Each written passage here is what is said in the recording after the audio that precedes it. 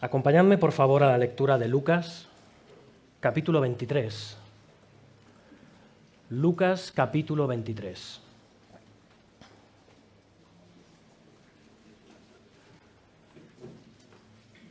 Vamos a leer los versículos del 26 al 49, aunque la porción que consideraremos hoy es más breve.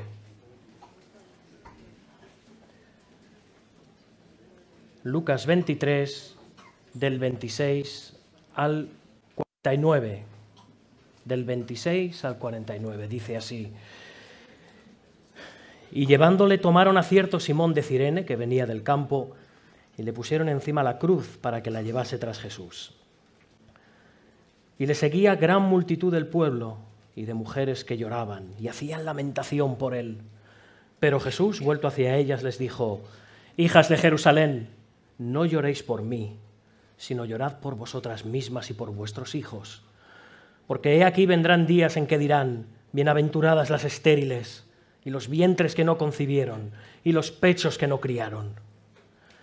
Entonces comenzarán a decir a los montes: caed sobre nosotros, y a los collados: cubridnos. Porque si en el árbol verde hacen estas cosas, en el seco, ¿qué no se hará? Llevaban también con él a otros dos que eran malhechores para ser muertos. Y cuando llegaron al lugar llamado de la Calavera, le crucificaron allí y a los malhechores, uno a la derecha y otro a la izquierda. Y Jesús decía: Padre, perdónalos porque no saben lo que hacen. Y repartieron entre sí sus vestidos, echando suertes.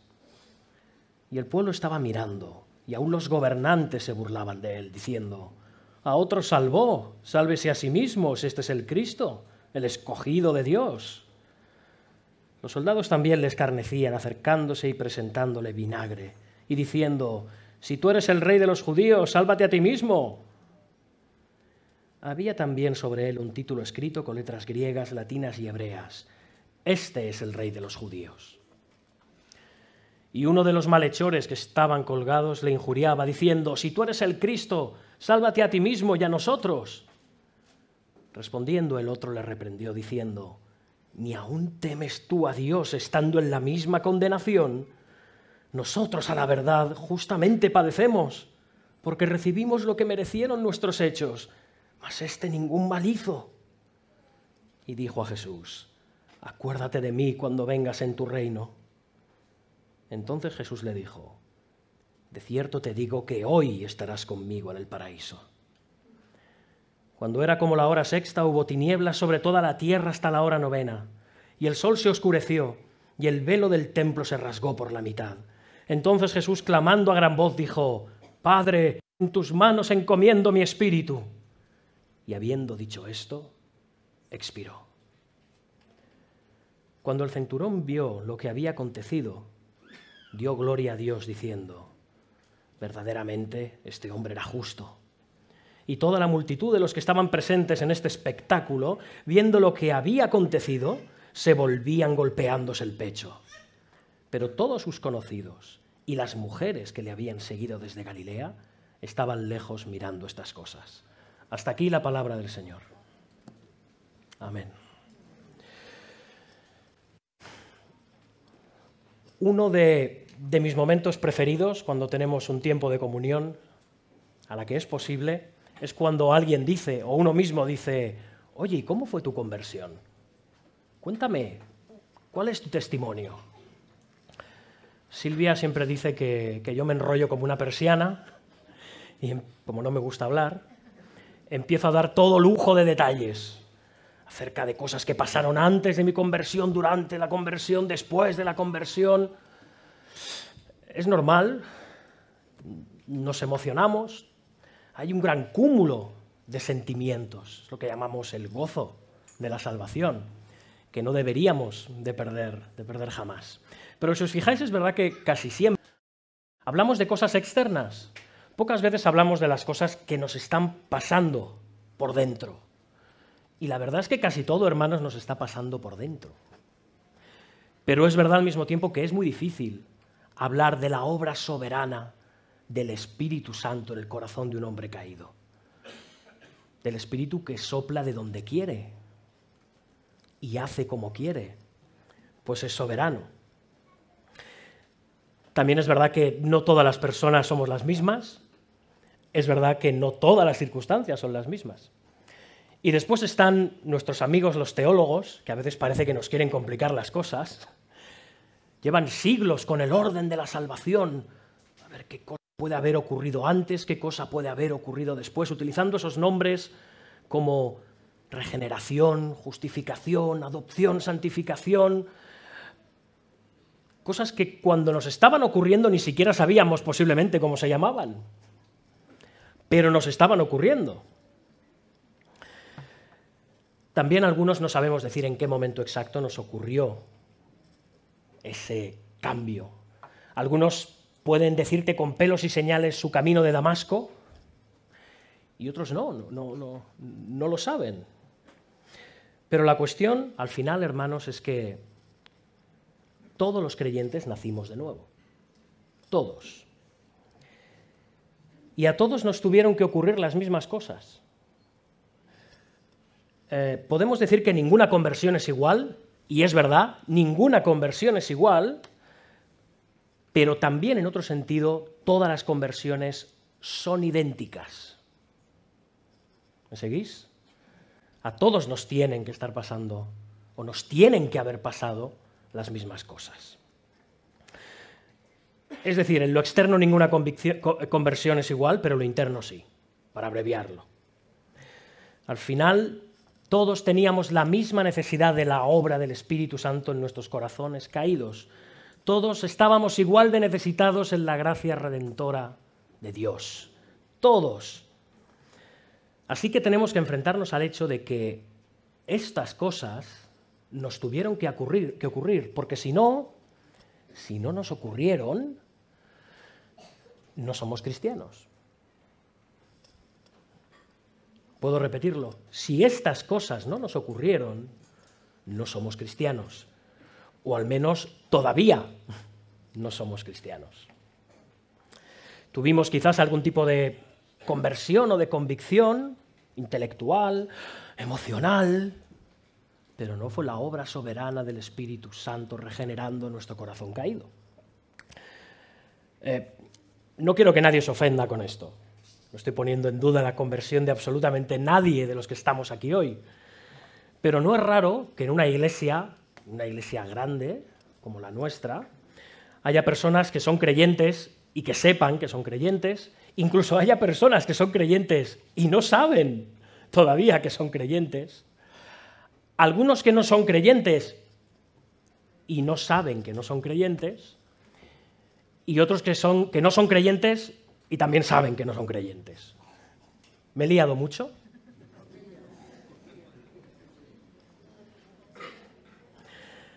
Al final la intención, al decir estas palabras y en el sermón que traigo esta mañana, la palabra del Señor que traigo esta mañana es que a todos, absolutamente todos, estemos en Cristo o no estemos en Cristo, meditemos.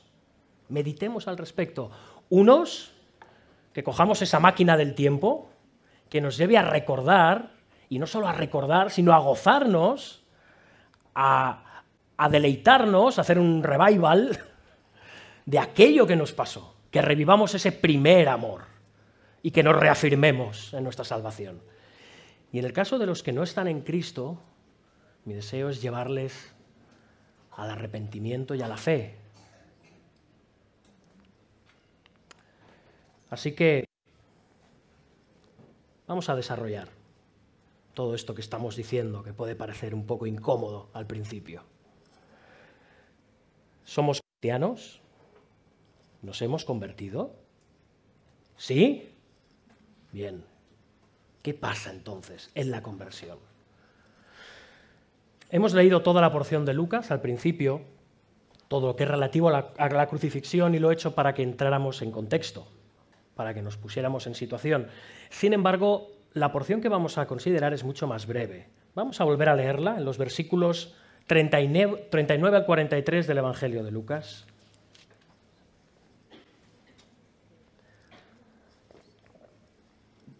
Dice así: y uno de los malhechores que estaban colgados le injuriaba, diciendo: Si tú eres el Cristo, sálvate a ti mismo y a nosotros.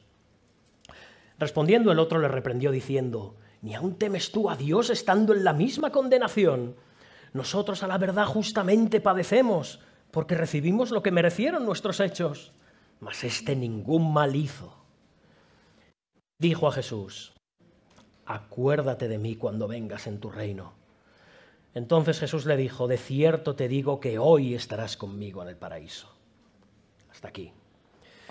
Se ha usado este texto, estos versículos, muchas veces para enseñar que una persona puede ser salva en el último momento y concedemos que sí, que se puede dar esa aplicación.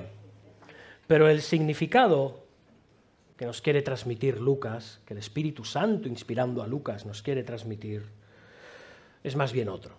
Porque si solo convertimos este relato en la evidencia de que alguien se puede convertir en el último momento, esto más bien se puede utilizar para tranquilizar conciencias.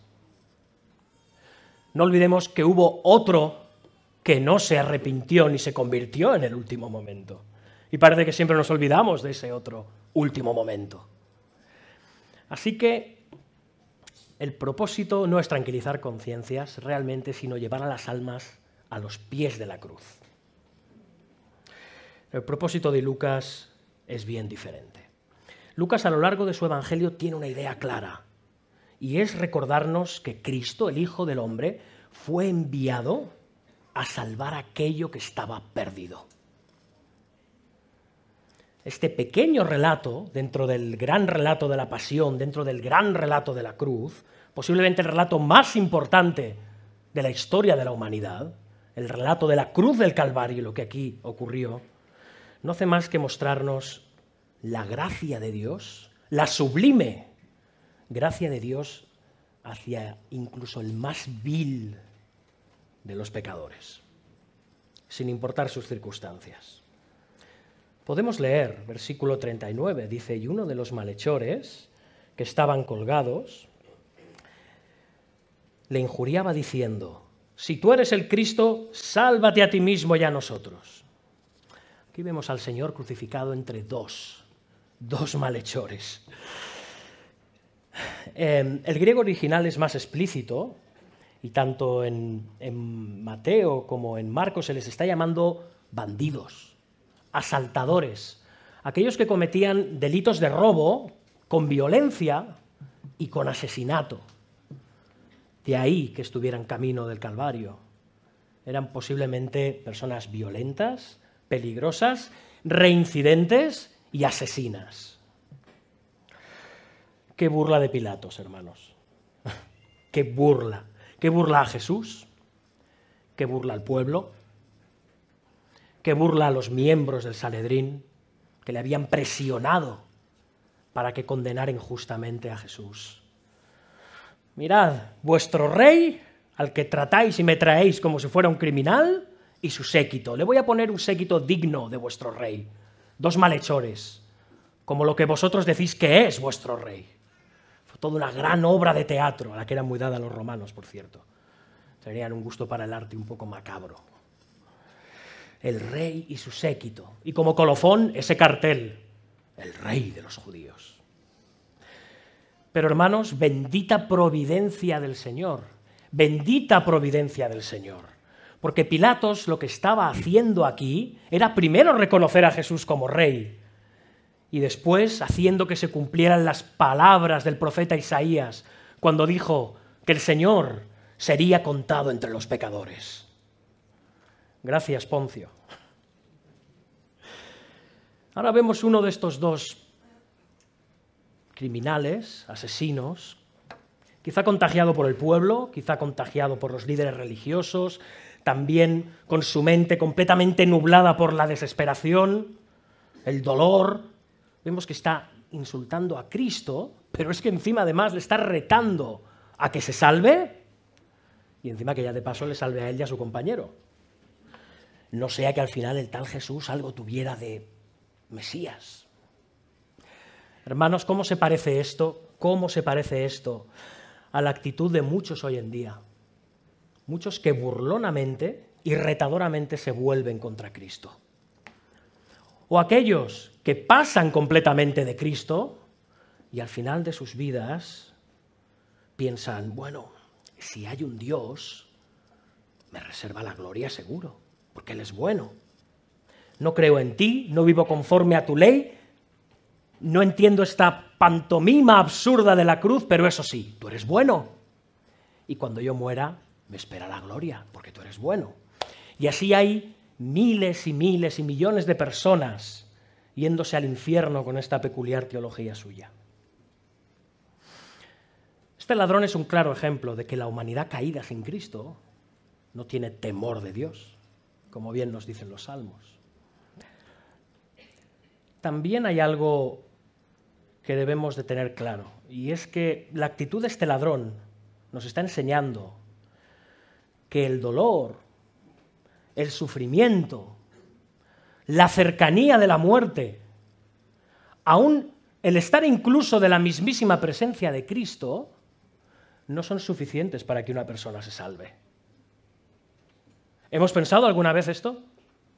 Ahora sí, mira cómo lo está pasando. Esto le va a hacer recapacitar.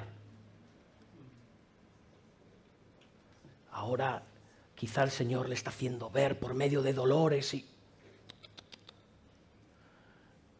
¿Discutimos que el Señor utiliza esas cosas? No, no lo discutimos. Las utiliza. Pero no son el medio, no son el fin en sí mismas, perdón. Nada de eso basta para que un pecador se arrepienta.